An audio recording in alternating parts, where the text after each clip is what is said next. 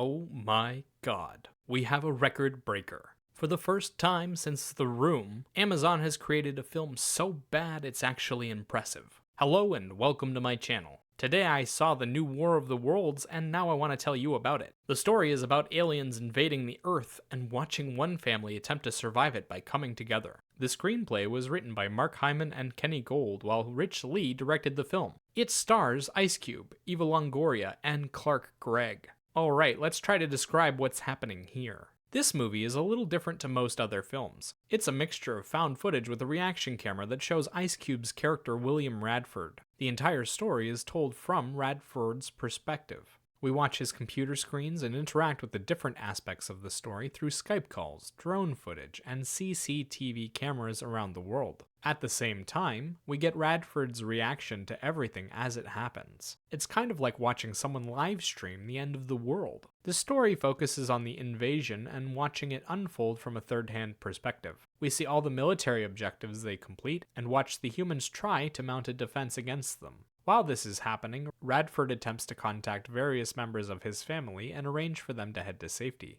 It's a little bit of sci-fi horror with the occasional human survival moment. Cast-wise, there's one main role and a couple of supporting characters. There's William Radford, played by Ice Cube, a government analyst that supports their work through technical support. He runs the cameras, hacks all the things, and coordinates their efforts from the drone in the sky. There's also his two children, Faith and Dave. Faith is a biologist who's making big strides in her field while also dealing with her first pregnancy. Dave is a freeloader who's looking for a job and spends his day lazing around on the computer. We also meet Faith's boyfriend Mark, a few government stooges, and a couple of hackers. Most of the screen time goes to Radford, with the occasional cut to one of the supporting cast to focus on their part of the story. Sound-wise, there's a few background instrumentals and the occasional original song. They come in to support the emotional journey and to help set up tension when needed. Which brings me to my review. The story is amazing. They took something really good and rubbed dirt on it until it's actually unrecognizable. If this wasn't called War of the Worlds, I'd have said this was another generic sci-fi film trying to be Independence Day. For starters, it doesn't make any sense. Everything they reveal about the aliens is nonsense. They're highly advanced creatures coming to Earth to feed, but don't have any understanding of our world prior to coming and have no reason to rush.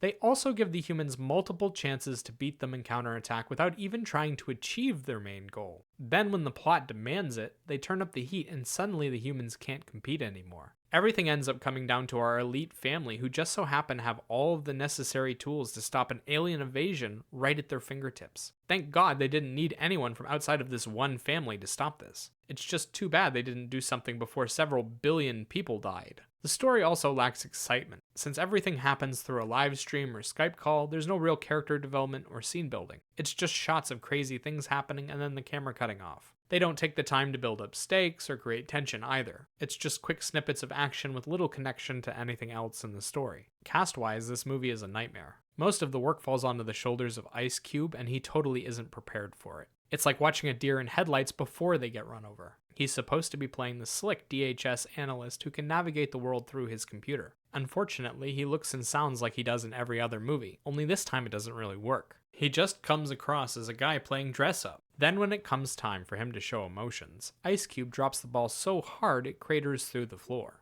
He can't muster up any big emotions. He can barely make it through his lines, and often he just sounds like he's in a sketch comedy scene on SNL. The other actors are given much less to do, but manage to do a decent job with it. The daughter, son, and boyfriend are all decently played, and Eva Longoria does alright with the various bits of exposition dumping they give her to do. Visually, the film is confusing, grainy, and hard to look at. It spends most of its time navigating through menu screens and looking at video feeds on a screen. The camera feeds give you the bare minimum of information, look like crap, and even have built-in glitches to the feed. When it comes time for the aliens to show up, they look like AI drawings from 10 years ago. They've got grainy basic textures and they move robotically. The film also can't afford to show them on screen for more than a few seconds at a time, so most of the shots involving them are more like flashes. There's also no big standout moments. Anything that could be is cut as short as possible, given the kind of budget a high schooler could afford, and stuffed in between 30 reaction shots from Radford and his family. Sound-wise, the film does enough to get the right emotions and feelings across at any given moment, but not enough to make it stand out or prominent. It's just there, quietly chugging along in the background. If you focus on it, it sounds alright, but the tracks are fairly simple and generic. Personally, I'm both sad that they called this War of the Worlds and amazed that they managed to prove once and for all that Ice Cube isn't a good actor. It's truly remarkable. The writing sucks, the acting sucks, the visuals suck, and the music is just barely good enough. Its only real selling point is seeing just how badly they could ruin the War of the Worlds and get away with it. As for a rating, I'd give this film a 1 out of 10. Remember, these are just my thoughts. Let me know what you think in the comments below. Bye bye.